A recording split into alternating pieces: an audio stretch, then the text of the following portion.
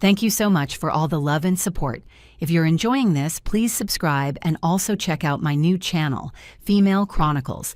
The link is in the description. Your support truly means the world. Wishing you a very Merry Christmas. The steering wheel ripped sideways under my hands, and for one impossible second, I felt my body understand what was happening before my brain could catch up. Nicole's fingers were wrapped around the wheel, yanking it hard toward the guardrail, and the rain-slicked I-5 pavement had already decided we were going to spin. We'd been arguing about the quarterly audit. I'd found irregularities in the consulting invoices Derek had approved, and Nicole had been deflecting my questions for 20 minutes. My arms locked, not frozen, fighting. Every muscle in my shoulders burned as I wrestled control back, the Tesla's tires screaming against wet asphalt, hydroplaning, catching, hydroplaning again. The guardrail scraped along the passenger side with a sound like tearing metal, and something else, something human. Nicole screaming, or maybe that was me. The airbags exploded white and chemical hot against my face, then silence. Just rain hammering the cracked windshield and the distant honking of traffic rerouting around us. My name is Mara, I'm 36, and I built Lawson Cloud Solutions from a laptop in my parents' garage to a $90 million publicly traded company. This is the story of how my family sent me to prison for something I didn't do, and how I made them pay for every single day.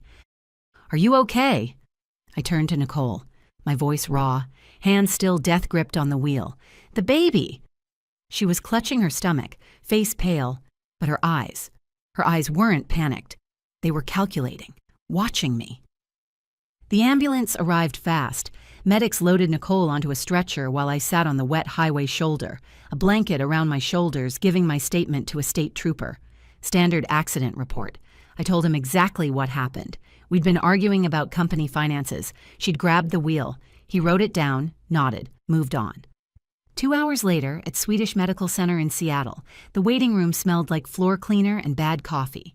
I paced for 3 hours until the doctor emerged, face grave. I'm sorry. She lost the baby. The words hit me like a physical blow. I sat down hard in a plastic chair, head in my hands. Whatever our argument had been about, Nicole was family. She was carrying my brother's child. The guilt crashed through me, even though I knew.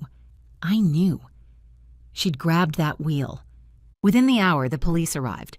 Not state troopers this time. Seattle PD detectives. Ms. Lawson, we need you to come with us. What? Why? Your sister-in-law is alleging you deliberately caused the accident, that you jerked the wheel to harm her and the baby. The fluorescent lights suddenly seemed too bright. I could hear my own heartbeat in my ears. Too fast, arrhythmic. That's insane. She grabbed the wheel, checked the dash cam. There's no footage, ma'am. The camera system shows no recording for the past 6 hours. My brother Derek appeared at the end of the corridor, not running to me, not asking if I was okay, walking slowly toward the detectives, his face arranged in something I'd never seen before. Controlled grief mixed with resolve. Officers, he said, not looking at me.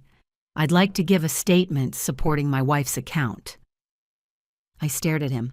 My little brother, 4 years younger, the one I'd helped with homework and covered for when he snuck out in high school, the one who'd always resented that I ran the company our parents expected him to inherit. Derek, what are you doing? He finally met my eyes. What should have been done a long time ago? 3 months later, I stood trial in King County Superior Court, the same building where I'd once testified as an expert witness in a corporate fraud case. Now I sat on the opposite side.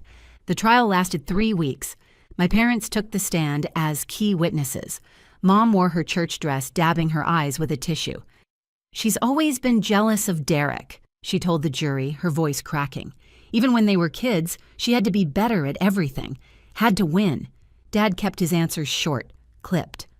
Mara controls the company too tightly, never gave her brother a real chance. There's been tension for years. I watched them lie under oath about their own daughter and felt something cold settle into my chest. Not disbelief. I'd passed that days ago. Something harder. Something patient. Nicole testified from a wheelchair, bandages visible under her hospital gown. She described, in vivid detail, the moment I supposedly yanked the wheel toward the guardrail. She cried on cue. The jury leaned forward, faces soft with sympathy. Derek held her hand through the whole thing. "I saw what she did," he said when it was his turn. "My sister grabbed that wheel deliberately. I'm certain." My public defender was 28, drowning in cases. He objected when he could, but we both knew we were outmatched. The dashcam footage that would have proven everything had vanished. Corrupted files, according to the Tesla's service center, though something in the technician's eyes made me wonder if he'd been paid to say that. The jury deliberated for 6 hours. "Guilty of vehicular manslaughter." The judge's voice echoed in the courtroom. 3 years. I didn't cry. I watched my mother's face, the brief flicker of satisfaction before she remembered to look sad. I watched my father nod, almost imperceptibly, like a deal had been completed. I watched Derek's smirk, quickly hidden, and I started planning. The transport van delivered me to Washington Corrections Center for women 2 days after sentencing. It became my home, my calendar, my waiting room. The cell smelled of rust and industrial cleaner. Every night I scratched a line into the concrete wall behind my bunk with a broken fingernail. 1 line per day, 1 day closer. But I wasn't just counting time. I was collecting it. In prison, you learn who's connected. The woman 2 cells down used to work IT for a Seattle law firm before her fraud conviction. She taught me how forensic data recovery actually works. How deleted files leave ghosts in system backups. How metadata tells stories even when content disappears. Another inmate had been a paralegal. She explained the specific procedures for challenging emergency power of attorney orders, the exact grounds that worked and didn't work in Washington state courts. I read everything the prison library had on corporate governance, securities law, forensic accounting. I wrote letters, not to family, never to them, to old colleagues I trusted, to investigators who specialized in white-collar crime, to attorneys whose names I remembered from industry events. Most didn't write back, but some did. In the chaos before my arrest, I'd emailed encrypted copies of suspicious financial documents to a personal server. Paranoia, I told myself then. Insurance, it turned out. 17 months into my sentence, a response arrived from Barbara Torres, a former federal prosecutor turned corporate litigator. She'd reviewed the documents I'd sent her access to. Her letter was 3 sentences. "Your instincts are correct. Evidence suggests systematic embezzlement predating the accident. Call me when you're released." Barbara had agreed to work on contingency, betting her fees on the fraud case she was certain we'd win.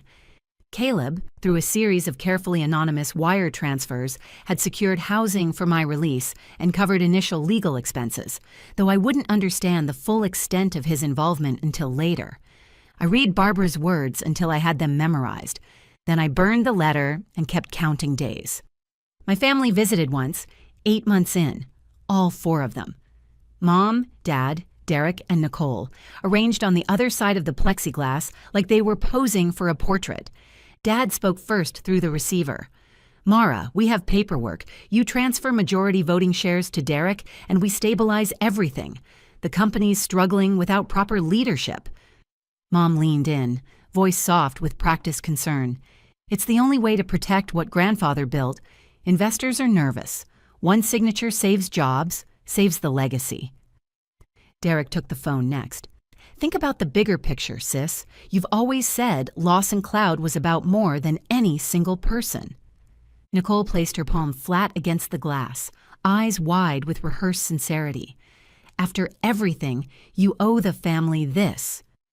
I looked at each of them, the parents who'd raised me to work harder than anyone else, then testified I was unstable, the brother who'd smiled at every board meeting while plotting my removal, the sister-in-law who'd grabbed a steering wheel to frame me. The door opened behind them. Caleb walked in, my youngest brother, 25 now, the one I'd fired as CFO 18 months before my arrest for what had seemed like minor accounting discrepancies. Consulting fees that didn't match deliverables, invoices from vendors I'd never heard of. He'd barely spoken to me since. He sat beside Derek and took the phone when it was passed to him. His voice was flat, almost bored. "Family isn't always about who's right or wrong, Mara. Sometimes it's about who makes it through." His eyes held mine for a fraction of a second longer than necessary. Something passed between us, a message too subtle for anyone else to catch. I hung up the receiver. I'm not signing anything, ever. Consider this goodbye. Mom's face contorted through the glass. Dad turned to stone. Derek's mask slipped, showing the fury underneath. Caleb just nodded once, almost imperceptibly, and walked out first. The morning of my release, Seattle's sky hung low and gray, spitting drizzle. The prison gates rolled open at 7 a.m. sharp. A crowd waited. Reporters from GeekWire, Como News, even a CNBC crew that had flown in overnight. The Lawson family drama had become industry gossip. Founder imprisoned, brother takes over, company stock volatile. My parents stood at the front, dressed for cameras. Mom held white roses. Dad wore his boardroom suit. Derek and Nicole flanked them, faces arranged in hopeful reconciliation.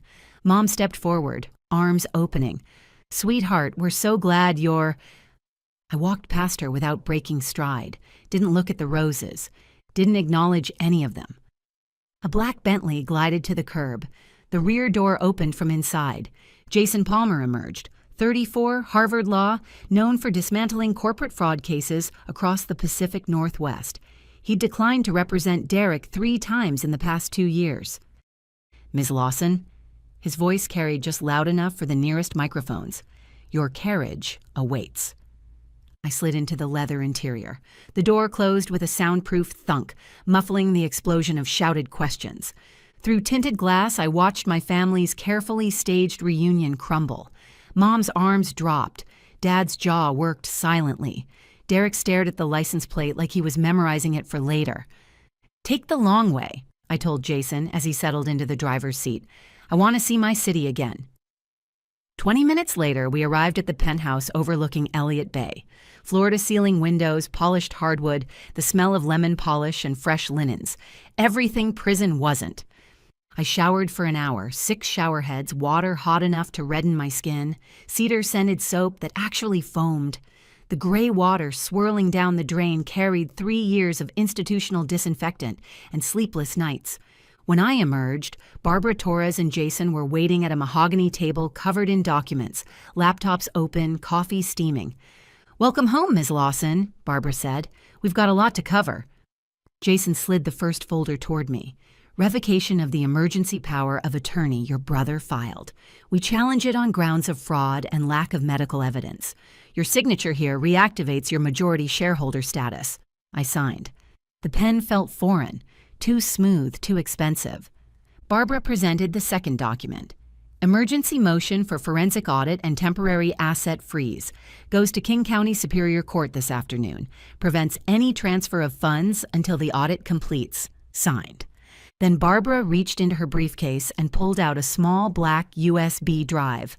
A single letter C was written on it in blue ink. "This is the backup copy," she said quietly.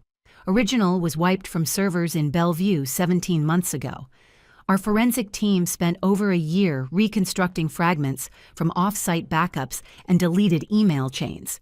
Caleb had been feeding information to my investigators for months through an encrypted messaging app, pointing us toward exactly which backup servers to subpoena. Everything's here." I plugged it into the secure laptop. Files opened in neat folders, spreadsheets with dates and amounts, email threads between Derek and offshore accounts, invoices for consulting services that never existed. Millions siphoned over years with surgical precision. My stomach turned. Not from shock, from the clarity. This wasn't impulsive greed. This was planned. Long before Nicole grabbed that wheel, while we reviewed documents at the penthouse, across town, the Northwest Tech Summit was in full swing at the Washington State Convention Center. 800 attendees, thousands more on livestream. Derek stood on stage in a Navy suit, mid-presentation about Lawson Cloud's new enterprise security suite. He was announcing a $50 million partnership with Pacific Data Systems, the deal that would cement his reputation as the legitimate leader of the company I'd built. Derek pulled out the company black card for a ceremonial champagne toast. The portable terminal beeped, declined. He laughed, tried again, declined. Third attempt. The front row started murmuring. His phone buzzed. He stepped aside, still smiling for the cameras. Mr. Lawson, this is compliance at First National. All corporate accounts have been frozen per emergency court order. No transactions until further notice. Through the stage lights, the color drained from his face. The Pacific Data CEO paused mid-handshake. Investors started checking their phones. Within an hour, Lawson Cloud crisis was trending. Back at the penthouse, I closed the laptop. The coffee had gone cold. The freeze hits personal accounts linked to company funds too, Barbara said. Credit cards, lines of credit, everything. For the first time in 3 years, I felt something like control. The next morning, I held a press conference in the Lawson Cloud lobby. 3 cameras, a dozen reporters, my face carefully neutral. As majority shareholder and founder of Lawson Cloud Solutions, I am announcing an independent forensic audit of all company finances, effective immediately. Questions exploded. Ms. Lawson, what about the medical records that surfaced last night? Barbara had subpoenaed Nicole's complete medical history during pre-trial discovery for the fraud case. The miscarriage records had been buried in hundreds of pages, but her paralegal had found them. I'd released them strategically. Nicole's discharge papers from Swedish Medical Center, dated 3 weeks before the accident. Diagnosis: spontaneous miscarriage due to stress. No mention of trauma. She'd lost the baby before I ever got in that car. The implications hit the reporters before I had to spell them out. Nicole hadn't been pregnant when she grabbed that wheel. She'd miscarried weeks earlier and concealed it. Manufacturing a tragedy that never happened to frame me for a crime that couldn't have occurred. Certain documents have raised serious questions about events leading to my wrongful conviction. The truth will emerge through proper channels. Until then, I am resuming my role as chairman. One reporter pushed. Do you believe your family deliberately framed you? I looked directly into the camera. The evidence will speak for itself. 2 days later, the eviction was surgical. The Bellevue estate, 6 bedrooms, infinity pool, home theater. It had been titled solely in my name since before my parents moved in 20 years ago, a premarital asset the court recognized without dispute. I'd texted Caleb the eviction date the night before. He'd replied with a single thumbs-up emoji. I arrived with Jason, a court officer, and 2 moving trucks. My family stood on the front steps, suitcases at their feet. Mom clutched a jewelry case. Dad held a single garment bag. Derek and Nicole kept their eyes on the ground. The officer read the order aloud. Immediate vacation. Personal clothing only. All furnishings purchased with company funds remained. Mom broke first, rushing toward me. Baby, please, this is our home. Your father's health. No. She switched to the Vietnamese she'd used when I was small, the language of lullabies and bedtime stories, weaponized now for guilt. I didn't move. Derek stepped forward. Mara, think about what you're doing. This will destroy us publicly. Good. Caleb arrived then, pulling up in his Audi. He walked up the driveway slowly, hands in his pockets, looking like the concerned youngest son trying to mediate. He placed a hand on Mom's shoulder. She's angry right now. Give her space.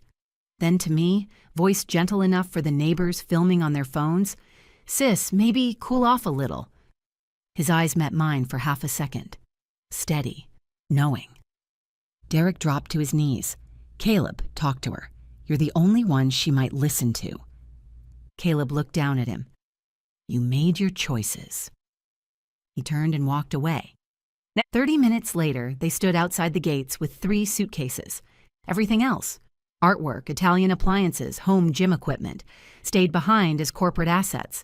I sold the Bellevue estate 6 months later to a tech executive who had no idea of its history. The proceeds went to a domestic violence shelter in Seattle. The following week, the board convened. The meeting was unanimous. Derek removed from all positions. Findings referred to federal authorities. But the real moment came when Caleb walked into that conference room carrying an accordion folder, thick with evidence, printed emails, bank statements, invoices for ghost consulting firms, payments to the dash cam technician traced through gift cards. I started collecting this the day Mara fired me, he said quietly. Those accounting errors weren't random. They were the first signs of systematic theft. I pretended to stay neutral to keep access. Every dinner, every holiday, I documented what I could. He met my eyes across the table. I chose her side that day. I just needed time to prove it. Federal prosecutors moved quickly.